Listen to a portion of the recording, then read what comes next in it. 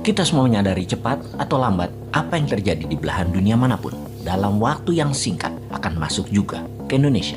Mulai dari tren fashion, food, gaya hidup, penyakit, masalah politik, masalah sosial, apapun itu akan cepat menular, baik yang baik maupun yang buruk. Tidak terkecuali apa yang terjadi di dunia barat saat ini. Di negara Eropa, masalah air traffic atau jalur transportasi udara terutama bandara besar Eropa terjadi kekacauan di mana-mana sehingga menular hingga Australia dan Amerika. Koper hilang, barang bertumpuk, penumpang antri hingga 5 jam.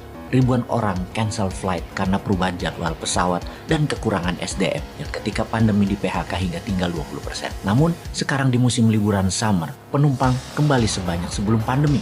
Namun pekerja bandara banyak yang baru masih bingung karena pekerja yang lama banyak yang tidak mau kembali bekerja karena meminta bayaran yang lebih tinggi. Sudah harga bahan bakar pesawat naik 2 kali lipat, tenaga kerja pada demo, ditambah cuaca panas di Eropa yang sangat mengerikan hingga 40 derajat. Ribuan orang meninggal karena heat stroke di Eropa. Hubungan pesawat dengan cuaca itu apa? Runway pesawat menjadi sangat panas, membahayakan ban pendaratan pesawat. Efek pandemi, dunia itu semuanya menjadi baru. Efek perang Ukraina membuat dunia juga menjadi baru. Efek kolonialisasi Tiongkok membuat dunia menjadi baru. Bahkan dunia sosial media, orang tidak lagi mengupdate statusnya di Twitter dan Facebook dalam 6 bulan terakhir. Itu menurun hingga 30% alias banyak orang yang merubah kebiasaan bersosial media statusnya dan profilnya. TikTok, YouTube menjadi 30% volumenya naik sebagai anomalinya. Di dunia barat, iklan sudah menang di dunia digital meninggalkan koran, radio, dan TV. Dan orang berkantor dengan Zoom mengurangi luas ruang kerja di seluruh dunia menyusut 20%. Banyak gedung kosong saat ini. Itu semua bagian dari keseharian kita saat ini dan dunia politik pun mengalami shocking wave. Sesangar cuaca panas di Eropa yang membuat penggunaan gas dan minyak Rusia naik 10% di Eropa yang menambah keuntungan di kantong Rusia $1 billion setiap minggunya. Apalagi hal yang parah yang membuat ekonomi akan terguling di banyak negara. Kita lihat secara mikroekonomi di negara Tiongkok. Setelah dipukul telak dunia keuangan Tiongkok dengan bangkrutnya Evergrande, maka dunia keuangan Tiongkok dipukul lagi dengan masalah fraud keuangan yang mengatasnamakan bank. Namun untuk investasi non-bank, seperti kasus Century di Indonesia, mirip plek. Tidak ada produknya, hanya menjanjikan keuntungan bunga, di mana surat berharga itu tidak dilindungi otoritas keuangan Tiongkok. Kasus Henan Bank menjual deposito secara online dengan bunga tinggi. Sektor real di Tiongkok goncang akibat pandemi, memukul investasi Henan Bank di tempat lain katanya. Namun apapun itu ceritanya, pukulan beruntun itu yaitu pandemi virus Wuhan, lockdown kota-kota produksi dan pelabuhan, Evergrande, dan terakhir deposito Henan Bank menambah beban Tiongkok parah karena juga harus tetap membeli energi minyak terutama untuk energi di Tiongkok dengan harga 2 kali lebih mahal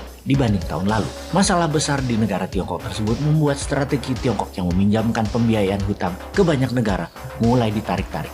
Dan hal ini membuat banyak negara yang menggunakan pinjaman Tiongkok kebakaran jenggot. Banyak negara yang saat ini bermasalah di dalam negerinya karena keterbatasan stok pangan, keterbatasan energi, tingginya harga penyebab inflasi, menurunnya daya beli, dan terbeban hutang jatuh tempo yang biasanya mudah menemukan pinjaman-pinjaman lain lagi agar hutang tadi dibayar pakai pinjaman hutang lagi. Kehidupan agar bisa hidup dan berputar. Namun tidak ada pada saat ini. Pendana mulai menarik investasinya dan tidak menambah lagi arus kas keluar. Amerika melakukan itu, Tiongkok melakukan itu, menarik investasinya, menarik dolarnya. Kita ke tanah air yang memasuki tahun politik yang mulai pada kampanye. Sebuah hutang besar bulan ini sekitar 500 triliun mengharuskan mendapatkannya melalui pinjaman baru. Kita beruntung masih bisa mendapat pinjaman. Hal ini mengingatkan kita atas apa yang terjadi di pemerintahan di atas sana. Pastinya lagi dilema, pastinya lagi bingung, lagi penat karena nggak ada yang kerja karena lebih mementingkan jualan untuk nanti 2024. Harga minyak dunia itu 2 kali dari perkiraan prediksi APBN. APBN memperkirakan harga di tahun 2022 berkisar $63. Itu terjadi analisa di tahun 2021 menebaknya. Ternyata di tahun 2022 harga bisa sampai $120 per barel dan saat ini sekitar $100 per barelnya. Tentunya perlu ada dana besar untuk membeli BBM, naik 2 kali lipat dari anggaran. Dan kalau di SPBU dilepas harga publik, dilepas harga pasar, harganya bisa 20 ribuan per liternya, yaitu akan naik 30% dari harga tahun lalu. Bisa menyebabkan harga-harga kebutuhan sehari-hari naik 10-15%. Itu inflasi parah. Maka lebih baik disubsidi. Keputusannya adalah harga pasar ditahan di rendah, masyarakat belinya di bawah 15 ribuan, pemerintah nombokin sekitar 6 ribuan per liternya, alias pemerintah yang mengcover. Hal inilah yang membuat kekurangan uang di kas negara yang membuat pemerintah harus pinjam.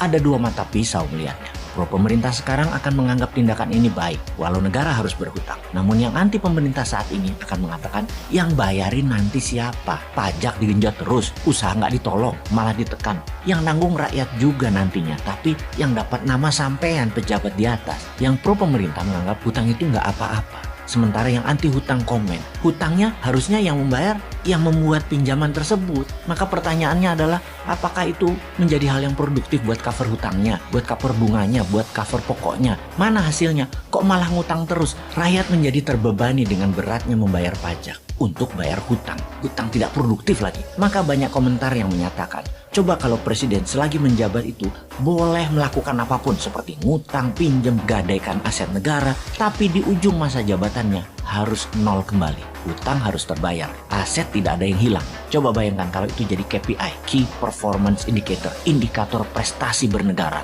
Itu baru adil menilai keberhasilan seorang pejabat, yaitu membuat negara profit, naik pertumbuhannya, dan tidak meninggalkan hutang. Prestasinya ada bukti angka, ada bukti rapot, bukan hanya gambar-gambar bangunan saja, namun ada angka pembuktian bangunan tadi membuat manfaat, yaitu keuntungan baik materi ataupun non-materi. Kita bisa menilai dengan angka lebih objektif. Apa yang pejabat telah buat, apa manfaat buat rakyat, dan apa harta yang ditinggalkan. Makin bertambahkah atau makin sedikit? Ada hutangkah atau bebas hutang? Itu harus jadi patokan. Bagaimana kalau nanti kita pakai hal ini sebagai parameter pemerintahan? Anak cucu kita menilai. Sekarang mungkin yang sedang menjabat merasa aman karena ada dana 1,2 triliun rupiah dalam 7 tahun untuk buzzer yang melindungi dari ide-ide dan usulan-usulan kita agar tidak ditanggapi. Namun kebenaran kan sesungguhnya tidak perlu dibela oleh buzzer, karena kebenaran hakiki itu membela dirinya sendiri. Ya kecuali yang dibawa memang bukan kebenaran hakiki. Kita balik ke topik. Pertamina saat ini perlu 500 triliun rupiah, maka pejabat tertinggi mengatakan pinjam. Hutang siapa yang bayar? Yang bayar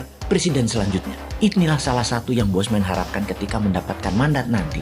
Newmind bisa-bisa tidak mau bayar hutang yang dibuat oleh pejabat sebelumnya. Bisa nggak ya kayak gitu? Bayangkan kalau mantan sewaktu menjabat menggunakan kekuasaannya untuk mendapatkan pinjaman, namun bukan untuk membuat hasil yang produktif, tapi buat belanja barang-barang, buat pamer dan flexing. Kan berat nanggung yang terkenal mantan yang susah kita. Ibarat pinjam di bank pakai aset mertua, yang bukan buat usaha malah beli barang mewah, jalan-jalan ke luar negeri. Di ujung-ujungnya hutang menumpuk. Mertua nanya, ngapain aja tuh duit lu pakai? Jawabannya, sambil garuk-garuk kepala. Itu hanya ilustrasi yang anti pemerintahan. Yang pro tidak melihat hal seperti itu, semuanya wajar dan pejabat sudah bekerja dengan baik. Cadangan devisa Indonesia masih tinggi, inflasi masih terjaga, stok pangan masih terjaga. Jauh itu seperti Sri Lanka itu jauh, dibandingkan juga Pakistan juga jauh. Indonesia jauh lebih baik, tenang aja. Demikian yang pro pemerintahan itu berkata. Bagi Newmind yang tidak anti pemerintah juga tidak mendukung oposisi, Newmind tetap lurus, ingin Indonesia 100 kali lebih baik dari saat ini. Yang jelek diingetin dan diberi saran, yang bagus dikuatkan lagi.